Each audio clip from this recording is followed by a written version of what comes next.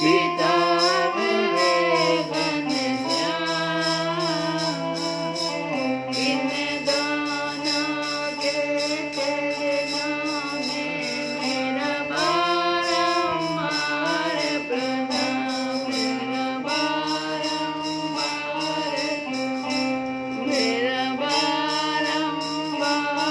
प्रणाम। कथा प्रारंभ होत है, सुनहु वीर हनुमान, राम लखन सिय जानकी, सदा करहु कल्याण। जय श्री कृष्ण।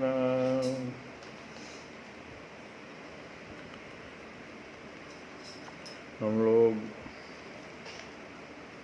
कल कथा में सुने कि भगवान की लीला, जो हम लोग शिशुपाल वध, जरासंध वध, बंदी राजाओं की मुक्ति और यज्ञ जो हुआ, राजसूय यज्ञ, इन सबों का जो कीर्तन करेगा, इस लीला का श्रवण करेगा, वह समस्त पापों से छूट जाएगा, ऐसा सुखदेव जी महाराज कह रहे हैं।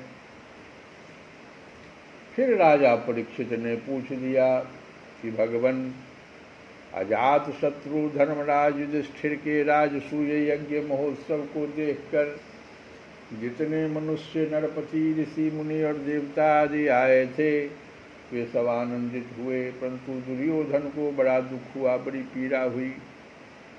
यह बात मैंने आपके मुख से सुनी है। भगवान, आप कृपा करके इसका कारण बतलाए कि जब सभी लोग, जितने भी मनुष्य थे, नरपति थे, ऋषि, मुनि और देवता, सारे लोग जब बहुत आनंदित हुए, तो फिर दुर्योधन को क्यों बड़ा दुख हुआ, बड़ी पीड़ा हुई? और वह भी आपके मुख से यह बात सुनी मैंने। अब इसका कारण हे भगवान बताइए सुखदेव जी से। तो सुखदेव जी महाराज ने कहा, परीक्षित, तुम्हारे दादा युधिष्ठिर बड़े महात्मा थे। उनके प्रेम बंधन से बंधकर सभी बंधु बांधवों ने राजसूय यज्ञ में विभिन्न सेवा कार्य स्वीकार किया था।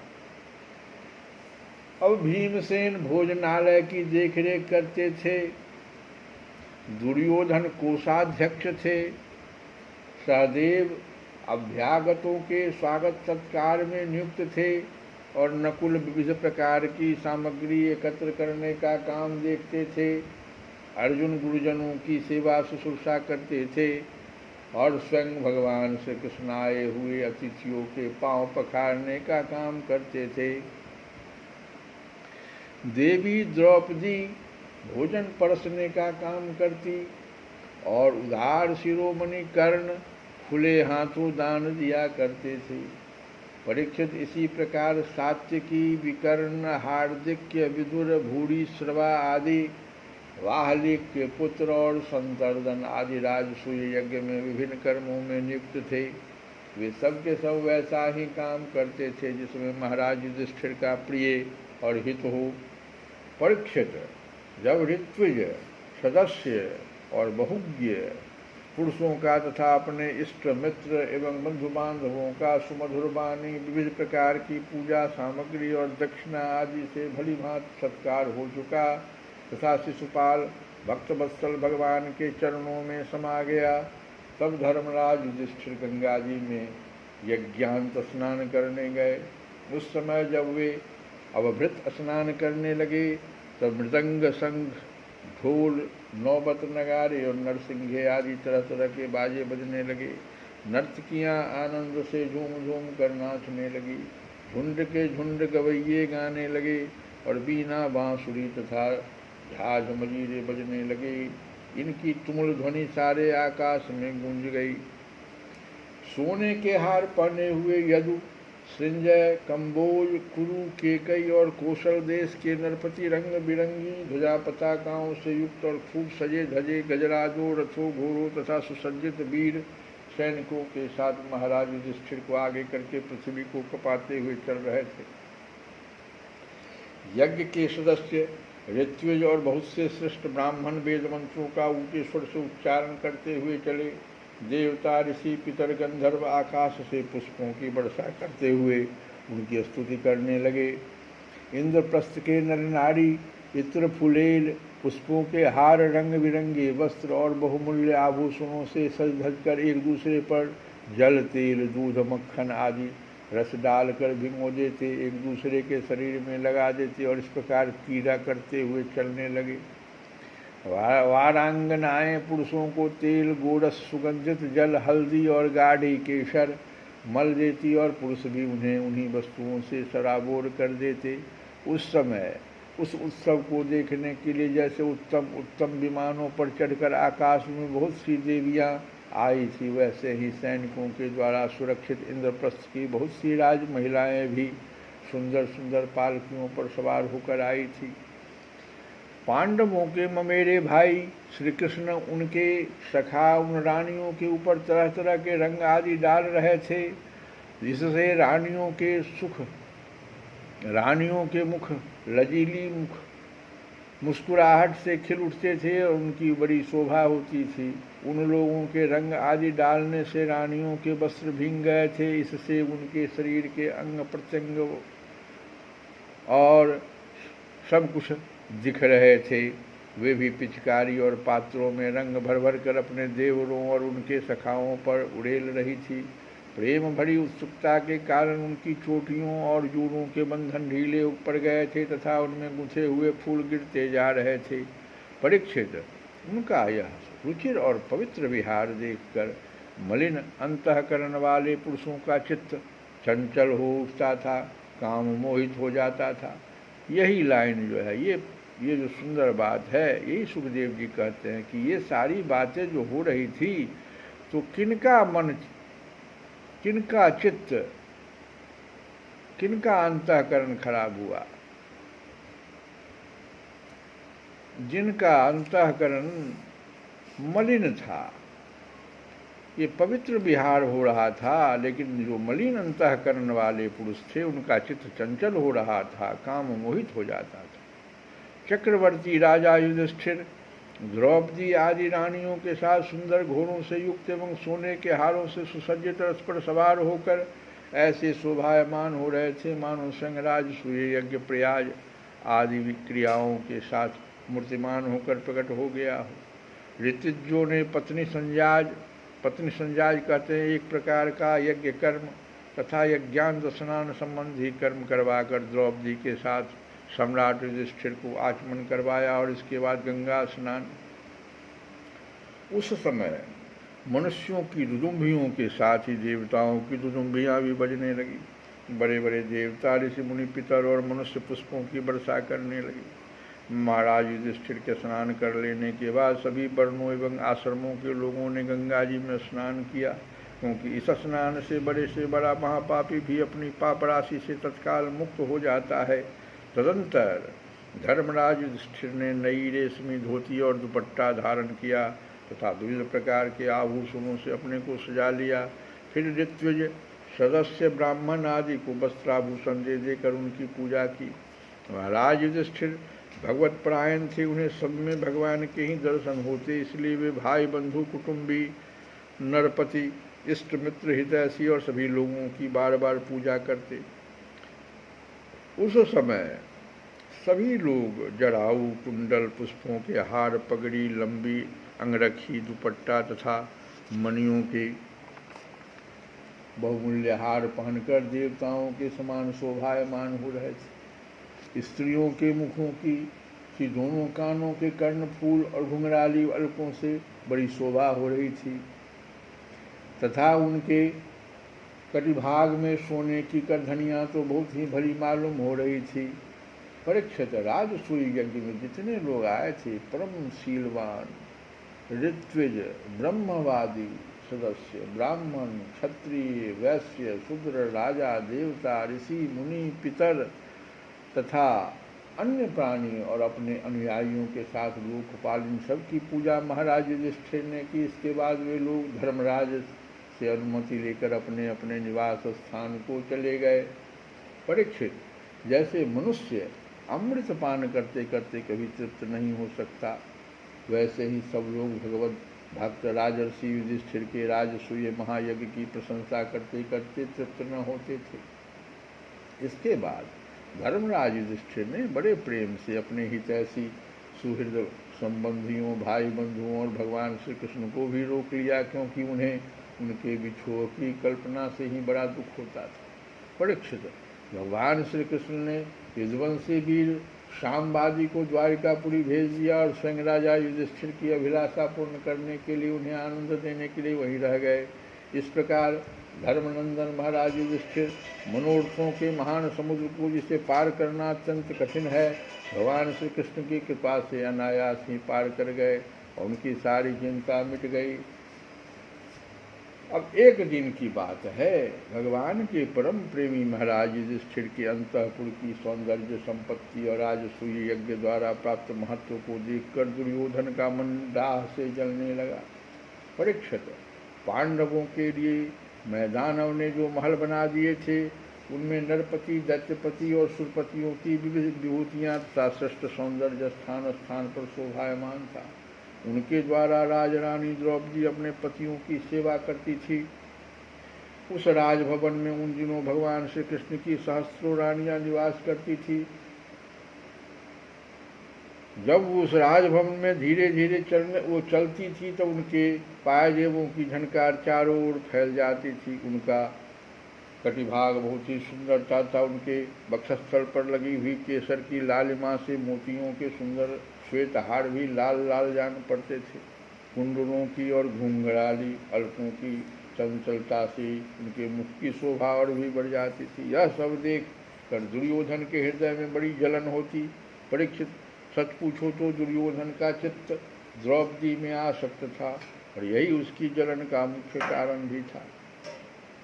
एक दिन राजाधिराज महाराज युधिष्ठिर अपने भाइयों, संबंधियों एवं अपने नैनों के तारे परम हितैषी भगवान श्री कृष्ण के साथ मैदानव की बनाई सभा में स्वर्ण सिंहासन पर देवराज इंद्र के समान विराजमान थे। उनकी भोग सामग्री, उनकी राज्य लक्ष्मी ब्रह्मा जी के ऐश्वर्य के समान थी। बंदीजन उनकी स्तुति कर रहे थे। उसी समय अभिमानी दुर्योधन अपने दुशासन आदि भाइयों के साथ वहां आया। उसके सिर पर मुकुट, गले में माला और हाथ में तलवार थी। परीक्षित, वह क्रोधवश द्वारपालों और सेवकों को घिड़क रहा था। उस सभा में मैदानव ने ऐसी माया फैला रखी थी कि दुर्योधन ने उससे मोहित हो स्थल को जल समझकर अपने वस्त्र समेट लिए और जल को स्थल समझकर वह उसमें गिर पड़ा। उसको गिरते देखकर भीमसेन, राजरानियां तथा दूसरे नरपति हंसने लगे। यद्यपि युधिष्ठिर उन्हें ऐसा करने से रोक रहे थे, परंतु प्यारे परीक्षित, उन्हें इशारे से श्री कृष्ण का अनुमोदन प्राप्त हो चुका था। इससे दुर्योधन लज्जित हो गया और उसका रोम रोम क्रोध से जलने लगा। अब वह अपना मुंह लटकाकर चुपचाप सभा भवन से निकलकर हस्तिनापुर चला गया। इस घटना को देखकर सत्पुरुषों में हाहाकार मच गया और धर्मराज युधिष्ठिर का मन भी कुछ खिन्न सा हो गया। परीक्षित, यह सब होने पर भी भगवान श्री कृष्ण चुप थे। उनकी इच्छा थी कि किसी प्रकार पृथ्वी का भार उतर जाए और सच पूछो तो उन्हीं की दृष्टि से दुर्योधन को यह भ्रम हुआ था। परीक्षित, तुमने मुझसे यह पूछा था, उस महान राजसूय यज्ञ में दुर्योधन को डाह क्यों हुआ, जलन क्यों हुई, सो वह सब मैंने उन्हें बतला दिया। कथा को यहीं पर हम लोग विराम देते हैं। दया करे दान भक्ति का हमें परमात्मा देना, दया करना हमारी आत्मा को शुद्धता देना, दया कर दान का हमें परमात्मा देना। सदा से आप दीनों का प्रभु उद्धार करते हैं, प्रभु उद्धार करते। हमारी दीन हालत को पतित पावन मिटा देना। दया कर मानव का हमें परमात्मा देना। और इस भजन के साथ भगवान किससे प्रार्थना कि दशा मुझे दीन की भगवन संभालोगे तो क्या होगा। दशा मुझे दीन की भगवन संभालोगे तो क्या होगा। अगर चरणों की सेवा में लगा लोगे तो क्या होगा। मैं पापी पात की हूँ और नामी पाप हर तुम हो, नामी पाप हर तुम हो। जो लज्जा दोनों नामों की बचा लोगे तो क्या होगा।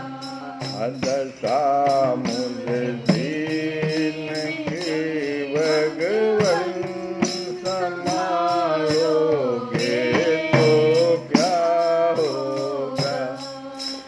जो जिन्होंने तुमको करुणा कर पतित पावन बनाया है, जिन्होंने तुमको करुणा कर पतित पावन बनाया है, उन्हीं पतितों को तुम पावन बना दोगे तो क्या होगा। दशा मुझे दीन की भगवन संभालोगे तो क्या होगा। यहाँ सब मुझसे कहते हैं तू मेरा है, तू मेरा है, तू मेरा है, तू मेरा है, तू मेरा है, तू मेरा। मैं किसका हूँ ये झगड़ा तुम छुड़ा दोगे तो क्या होगा। दशा मुझे दीन के भगवन संभालोगे तो क्या होगा। जा मिल गिद्धगणिका जिसे दया गंगा में बहते हैं। जा मिले गिद्धगणिका जिसे दया गंगा में बहते हैं, उसी में बिंदु सा पापी मिला दोगे तो क्या होगा।